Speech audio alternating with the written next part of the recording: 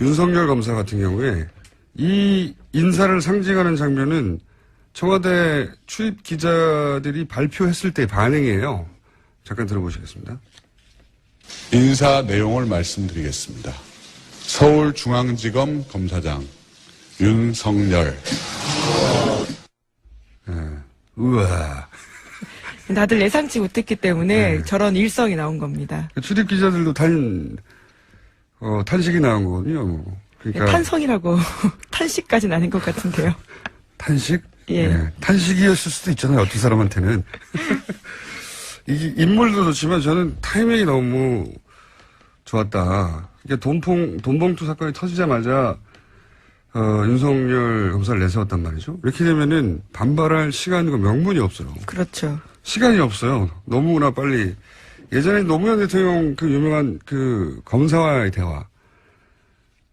그때 사실 검찰은 우리 사회 분위기, 정치권 분위기도 그랬지만 노무현 대통령을 굉장히 무시했어요. 잠깐 컷 하나만 들어보겠습니다.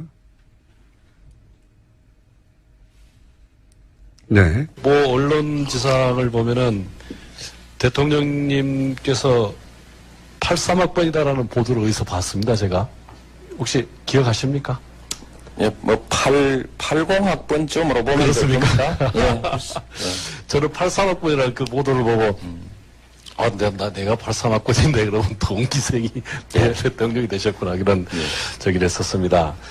대통령의 개인적 약점, 신문에 난 거, 그거 오늘 거론하는 자리가 아니죠. 이런 일이 있었어요, 실제. 네, 2003년입니다. 네.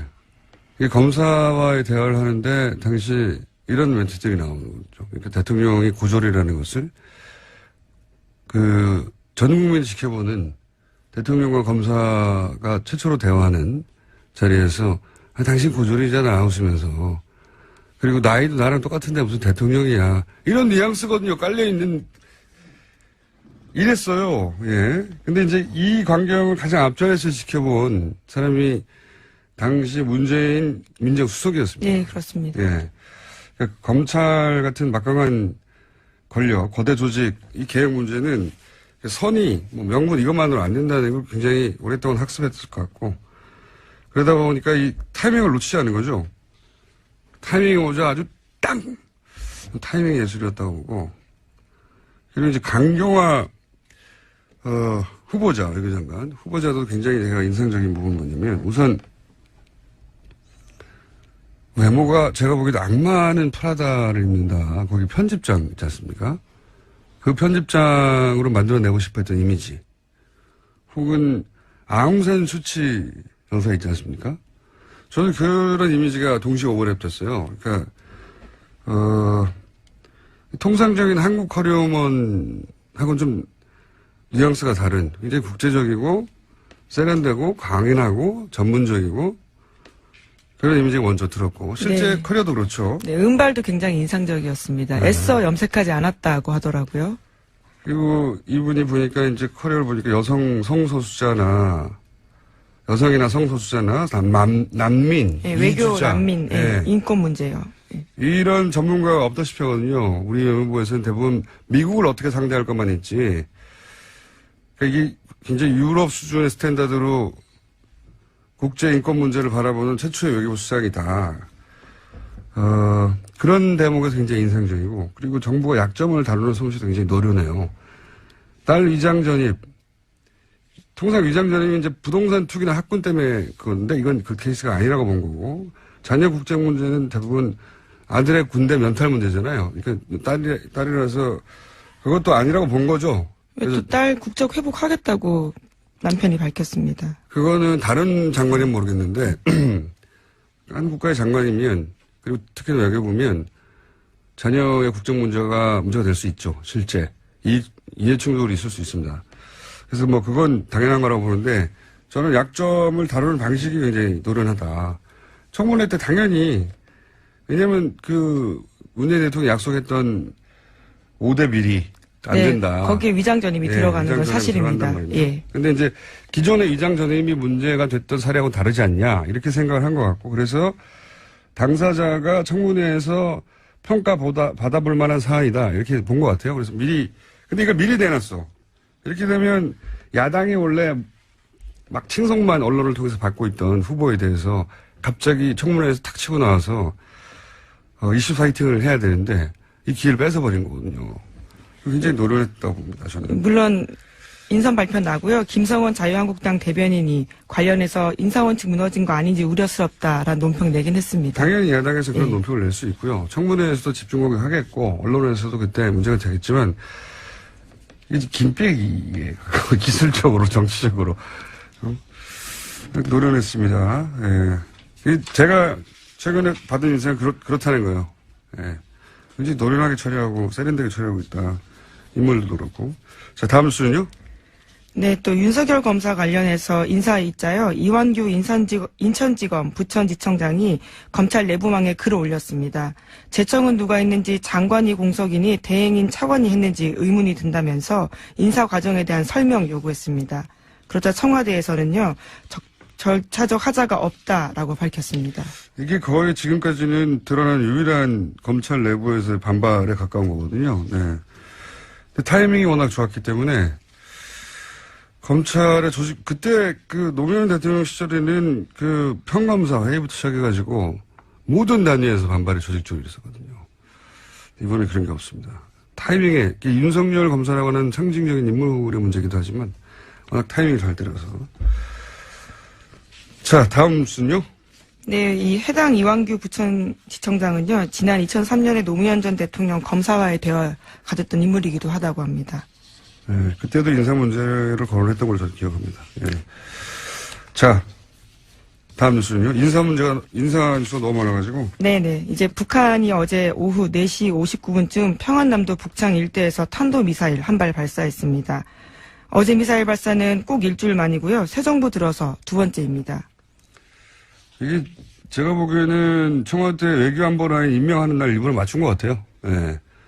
그 홍석현 대미대사가 이제 틸러슨 국무장관을 왜 탄핵 기간 동안 방한했다가 외교부가 그렇게 밥 먹고 하는데 안 먹고 한 사람입니다.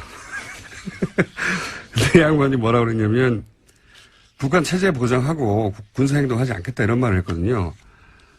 이제 그런 말을 한 미국과 남한 새 안보 라인이 어떻게 나오나 말로 안전 보장은 필요 없고 떠보던 목적이 오지 않았을까. 그래서 이제 북한은 협상에 서로 나서더라도 우리는 가장 강력한 상태로 나서겠다. 뭐 그런 메시지겠죠. 자, 관련해서. 네, 문재인 대통령이 어제 NSC 상임위원회 소집했습니다. 문 대통령은 어제 하루 연차 내고요. 오늘 하루 연차 내고 어제부터 양산 사저에서 머물렀는데 북한의 미사일 발사 사실을 정의용 국가안보실장에게 보고받고 이같이 지시했습니다. 그렇군요. 휴가였어요? 네, 그게 굉장히 눈에 띄는데요.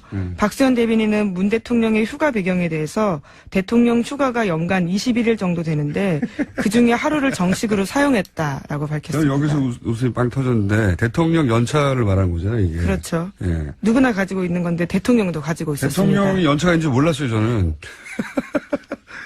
근데 워낙 제가 보기에는 꼼꼼하니까 성격 대단히 꼼꼼한 분이거든요, 이 양반이. 내 휴가가 어떻게 되는 거야? 물어봤을 거라고 저는 거의 틀림없이. 그리고 규정을 지져봤겠죠. 대통령이 아무도 그걸 안 물어보는 거니까. 뒤져봤더니 대통령 공무원이잖아요. 그래서 연차가 21일입니다 하니까 그럼 그중에 하루 써야 되겠어. 이렇게 된 거라고 저는 보거든요. 근데 이것도 굉장히 좋은 메시지인 것이 대통령도 이제 룰을 따르고 룰만 따르면 연차 써도 된다는 거거든요. 샐러리맨들한테, 그리고 공무원들한테.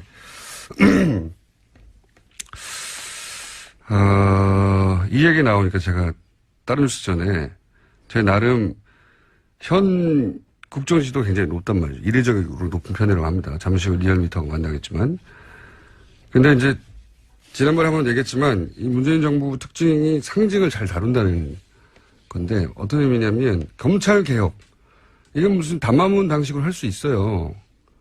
뭐 혁신위원회 만들고. 근데 그렇게 하지 않고 윤석열 검사라고 하는 상징으로 어떻게 되겠구나 이렇게 느껴지게 하는 거죠. 그리고 뭐 예를 들어서 국가보훈처. 보훈처라는 게 국가에 헌신한 국민에게 국가가 보상하는 거거든요. 근데 여기에 이제 피우진 중령 같은 경우는 그 유방암 가슴 절제술을 했다고 강제 퇴역당했다가 국가를 상대로 다시 행정소송을 해서 국가에 복귀했단 말이죠. 국가에 헌신했는데 국가가 퇴출시켰어요.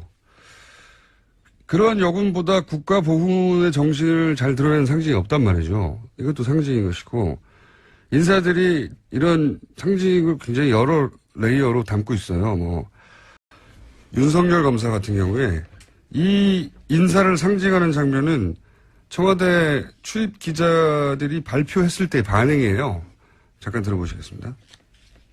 인사 내용을 말씀드리겠습니다. 서울중앙지검 검사장 윤석열.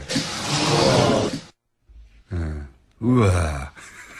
다들 예상치 못했기 때문에 저런 일성이 나온 겁니다. 출입 기자들도 탄식이 나온 거거든요. 뭐. 그러니까 탄성이라고 탄식까지는 아닌 것 같은데요. 탄식? 예. 네. 탄식이었을 수도 있잖아요. 어떤 사람한테는.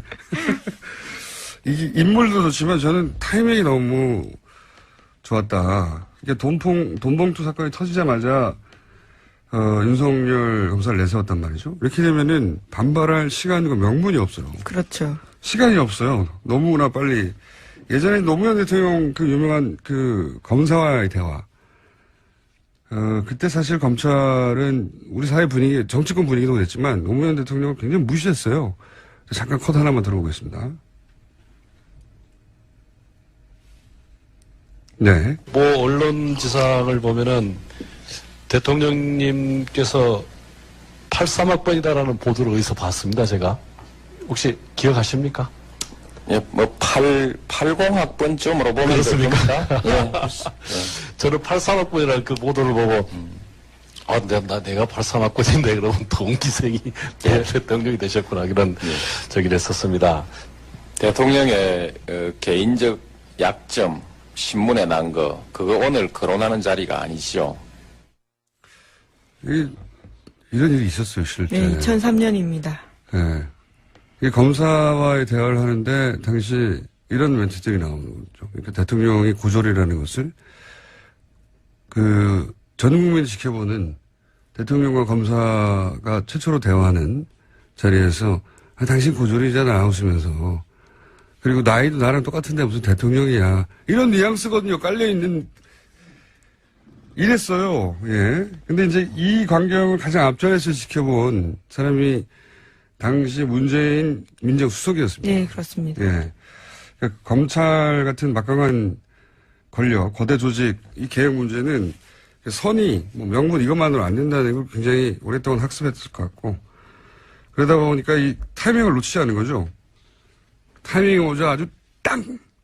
타이밍 예술이었다고 보고, 그리고 이제 강경화, 후보자, 외교장관. 후보자도 굉장히 제가 인상적인 부분은 뭐냐면, 우선, 외모가 제가 보기에도 악마는 프라다를 입는다. 거기 편집장 있지 않습니까? 그 편집장으로 만들어내고 싶어 했던 이미지. 혹은 아웅산 수치 여사 있지 않습니까? 저는 그런 이미지가 동시에 오버랩됐어요. 그러니까, 통상적인 한국 커리어먼하고는 좀 뉘앙스가 다른, 굉장히 국제적이고, 세련되고, 강인하고, 전문적이고, 그런 이미지가 먼저 들었고, 실제 네. 커리어도 그렇죠. 네, 음발도 굉장히 인상적이었습니다. 애써 염색하지 않았다고 하더라고요. 그리고 이분이 보니까 이제 커리어를 보니까 성소수자나, 여성이나 성소수자나, 난민, 네, 외교 이주자. 난민, 네. 인권 문제요. 네. 이런 전문가가 없다시피 하거든요. 우리 외무부에서는 대부분 미국을 어떻게 상대할 것만 있지. 그러니까 이게 굉장히 유럽 수준의 스탠다드로 국제 인권 문제를 바라보는 최초의 외교부 수장이다. 그런 대목에서 굉장히 인상적이고, 그리고 정부가 약점을 다루는 솜씨도 굉장히 노련해요. 딸 위장 전입. 통상 위장 전입이 이제 부동산 투기나 학군 때문에 그건데, 이건 그 케이스가 아니라고 본 거고, 자녀 국적 문제는 대부분 아들의 군대 면탈 문제잖아요. 그러니까 딸이라서 그것도 아니라고 본 거죠. 또 딸 국적 회복하겠다고 남편이 밝혔습니다. 그거는 다른 장관이